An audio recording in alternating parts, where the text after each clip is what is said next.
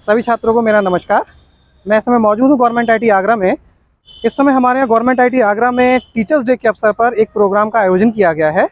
तो चलिए आज हम आपको दिखाते हैं कि हमारे यहाँ जो स्टूडेंट्स हैं वो किस तरीके से टीचर्स डे के अवसर पर प्रोग्राम में बढ़ चढ़ कर हिस्सा लेते हैं और किस तरीके की वहाँ पर अपनी प्रतिक्रिया व्यक्त करते हैं। चलिए स्टूडेंट्स, अब हम चलते हैं हॉल की तरफ और आपको दिखाते हैं प्रोग्राम टीचर्स डे के अवसर पर। क्या होते हैं टीचर?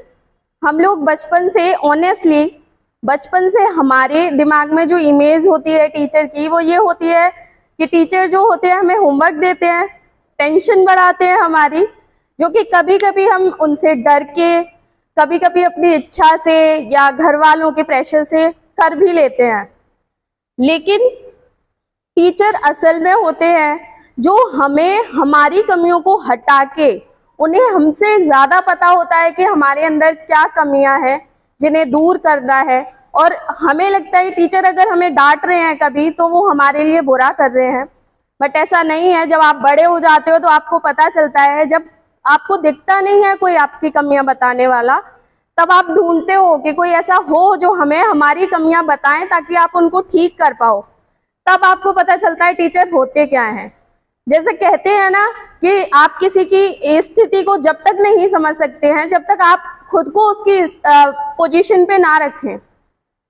तो आज जैसा सरकार की तरफ से चलाया गया है, मैं भी टीचर्स डे के इस उपलक्ष्य पे कोशिश कर रही हूँ खुद को अपने टीचरों की जगह थोड़ा सा रख के, कि उनको कैसा फील होता होगा जब हम कुछ बता रहे हैं, जब हमारे टीचर हमें कुछ बताते हैं और हम उनको ध्यान से नहीं सुनते हैं तो उन्हें कैसा फील होता होगा।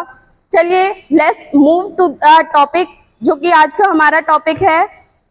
फर्स्ट चैप्टर है हमारा trade introduction, safety and precautions. आप फिटर से क्या समझते हैं? कोई बताएगा फिटर से क्या समझते हैं आप? एनीवन? चलिए कोई नहीं, मैं बताती हूँ।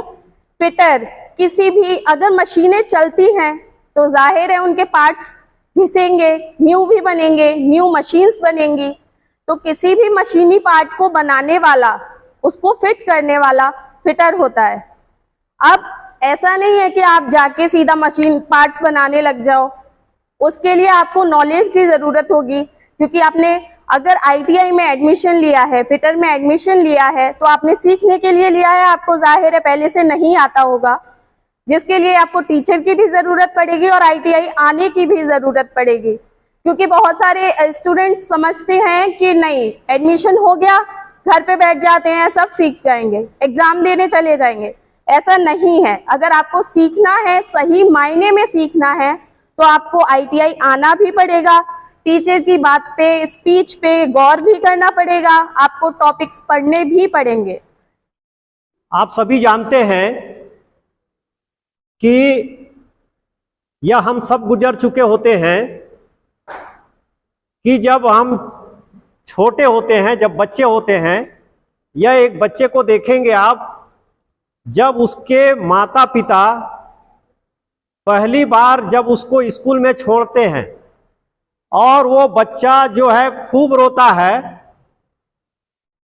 और उसके माता पिता छोड़ के स्कूल चले जाते हैं और पीछे मुड़ के नहीं देखते। वो बच्चा रोते बिलखते हुए अपने मन में ये सोच लेता है कि ये मेरे सबसे बड़े दुश्मन हैं। वो दुनिया का सबसे बड़ा दुश्मन मानता है अपने माता पिता को।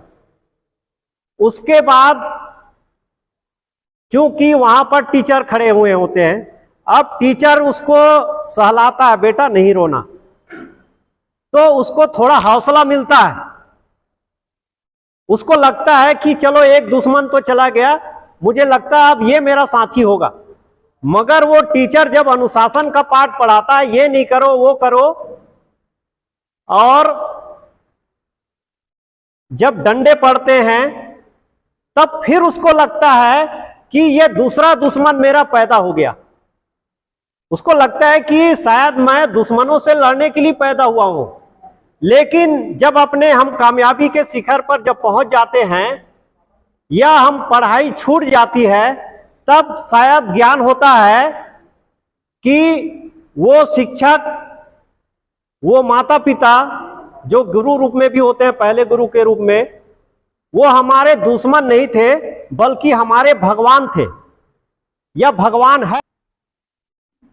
जब तक आपके अपने मन में गुरु के प्रति सम्मान नहीं होगा तब तक आप गुरु का फायदा नहीं ले पाएंगे। हर व्यक्ति के अंदर कुछ ना कुछ एक अच्छाई होती है।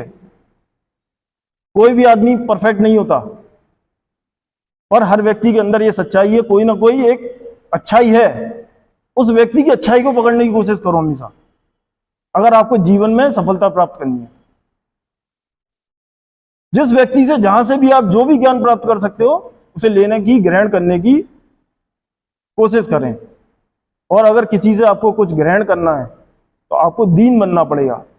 पहले अपने अंदर विनम्रता, नम्रता लानी पड़ेगी, अपनी वाणी में, अपने शरीर में, अपने जेस्चर पोस्चर में विनम्रता का भाव लाना होगा। और कहा जाता है कि किसी भी देश की प्रगति के लिए उसके युवा जिम्मेदार होते हैं। युवा मतलब छात्र, और उन छात्रों का निर्माण उसके गुरु करते हैं, शिक्षक करते हैं, उसको एक नई दिशा दे जाते हैं। अगर मैं एक उदाहरण लूं, अभी हमारे देश में एक स्वदेशी युद्धपोत का निर्माण हुआ है, विक्रांत। आज हमारा पूरा देश गौरव महसूस कर रहा है कि हमने एक स्वदेशी युद्धपोत का निर्माण किया है जो कि सबसे ज्यादा शक्तिशाली है। तो वो कोई बाहर के लोगों ने थोड़ी निर्माण किया है। आप जैसे जो टेक्नीशियन हैं, ITI से उत्तीर्ण छात्रों हैं, सबसे ज्यादा उनका योगदान रहा है। उसके बाद डिप्लोमा होल्डर्स हैं वहां पे, उसके बाद इंजीनियर्स हैं, साइंटिस्ट हैं। तो बेसिक अगर आधार में लगन लेके चलूं तो सबसे ज्यादा वहां पे योगदान रहा है ITI के छात्रों का। वो चाहे किसी भी ट्रेड के रहे हो, इलेक्ट्रीशियन, फिटर, टर्नर, वेल्डर। तो युवा शक्ति, इस देश के छात्र, इस देश के निर्माण की नींव है। तो उम्मीद करूंगा कि आप लोग आगे निरंतर तरक्की करें और अपना उज्जवल भविष्य बनाएं। इन्हीं शब्दों के साथ मैं अपनी वाणी को विराम देता हूं। धन्यवाद। महोदय एवं यहाँ पर बैठे समस्त गुरुजनों को मेरा प्रणाम। ऑल फ्रेंड्स, नमस्ते। सर, हम लोग शिक्षक दिवस क्यों मनाते हैं? शिक्षक दिवस इसलिए मनाते हैं कि आज के दिन डॉक्टर राधाकृष्ण सर्वपल्ली जी का जन्म हुआ था 5 सितंबर 1988 को, और उसी दिन से हम इस दिन को शिक्षक दिवस के रूप में मनाते हैं।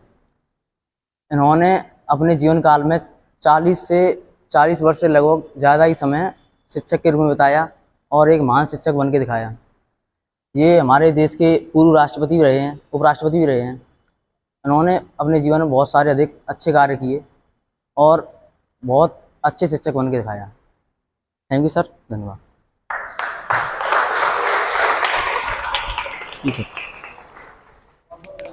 को आत्मसात करने की आवश्यकता है। सिर्फ बातों को इस हॉल के अंदर समझ के और यहीं छोड़ना, ये प्रकृति नहीं होती है किसकी? प्रशिक्षार्थी की। प्रशिक्षार्थी की प्रकृति क्या होनी चाहिए कि जो बातें मुझे मिली, ग्रहण की, आत्मसात की और उनमें मंथन किया, उसके बाद विचारों में उनको हमने फिर से आत्मसात कर लिया।